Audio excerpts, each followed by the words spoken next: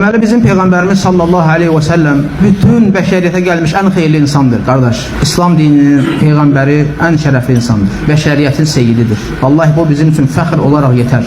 Sənin dinin ən kamil dindir, sənin kitabın ən kamil kitabdır və sənin Peyğəmbərin bəşəriyyətə gəlmiş ən xeyirli insandır. Bütün bəşəriyyətin seyyididir, Peyğəmbərlərin və digər adi insanları. Nə gözəl insandır, möminlərə qarşı rəhimli, mərhəmətli, mülayim birisidir və möminlər üçün, öz ümməti üçün xeyir istəyərdi, ümməti üçün. Elə bir Peyğəmbər idi ki, sallallahu aleyhi və səlləm namazlarında ağlayardı, ümmətim deyərdi. Sənin üçün, mənim üçün ağlayırdı, qardaş. Ümməti qorunsun deyə, şərdən, bəladan qorunsun deyə. Həmçinin qiyamət günü Allahın ərşinin qarşısında səcdə edəcək, ərşin önündə, altında səcdə edəcək, ümmətim deyəcək.